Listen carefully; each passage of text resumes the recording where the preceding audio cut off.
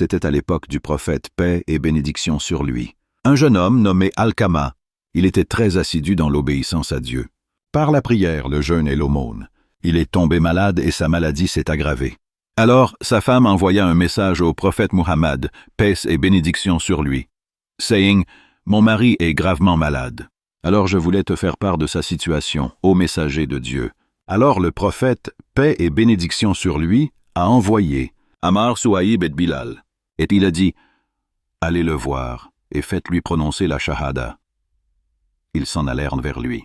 Ils sont entrés chez lui et l'ont trouvé dans ses derniers instants. Ils ont commencé à lui répéter, « Il n'y a de Dieu que Dieu. » Et sa langue ne les prononce pas. Alors ils envoyèrent un message au messager d'Allah, que la paix et les bénédictions soient sur lui. On lui dit que sa langue ne prononce pas le témoignage. Et le prophète, paix et bénédiction sur lui, a dit, « Est-ce que l'un de ses parents est vivant ?» On a dit, « Ô messager de Dieu, il a une mère âgée. » Alors, le messager de Dieu, que la paix et les bénédictions soient sur lui, lui envoya un messager. Et le messager a dit, « Dis-lui, si tu peux te rendre auprès du messager d'Allah, fais-le. Sinon, reste chez toi jusqu'à ce qu'il vienne à toi. » Elle dit, « Mon âme est un sacrifice pour lui. Je suis plus digne de l'accomplir, alors je me suis appuyée et je me suis levée avec une canne. » Et elle est venue voir le messager de Dieu, paix et bénédiction sur lui. Alors elle a salué et il a répondu au salut en disant, « Ô mère d'Alkama, crois-moi, même si tu me crois mensonger, la révélation est venue de Dieu très haut. » Comment allait ton fils Alkama?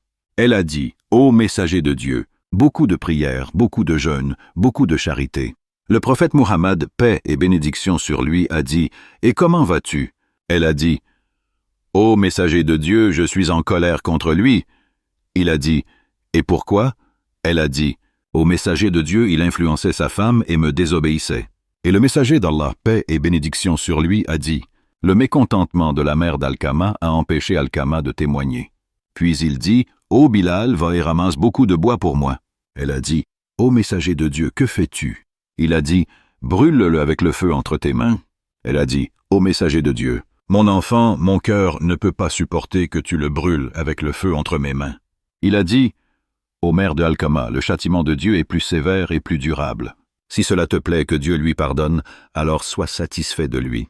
Par celui qui tient mon âme dans sa main, Alkama ne tirera aucun bénéfice de sa prière, de son jeûne ou de sa charité tant que tu es en colère contre lui. » Elle dit, « Ô messager de Dieu, je témoigne devant Allah Tout-Puissant, ses anges et ceux des musulmans présents ici, que j'ai agréé mon fils Alkama. » Et le messager d'Allah, paix et bénédiction sur lui, a dit, « Pars vers lui, Bilal, et regarde s'il peut dire « Il n'y a de Dieu que Dieu » ou non.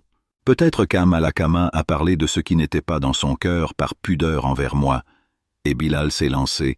Alkama entendit de l'intérieur de la maison quelqu'un dire, « Il n'y a de Dieu que Dieu. » Alors Bilal entra et dit, « Ô vous tous !» La colère de la mère d'Alkama a empêché sa langue de témoigner, et son approbation lui a donné la parole. Puis Alkama est mort ce jour-là, et le messager d'Allah, que la paix et les bénédictions d'Allah soient sur lui, l'a assisté. Il a ordonné de le laver et de l'envelopper dans un linceul, puis il a prié pour lui et a assisté à son enterrement. Puis il a dit que la paix soit sur lui, sur le bord de sa tombe.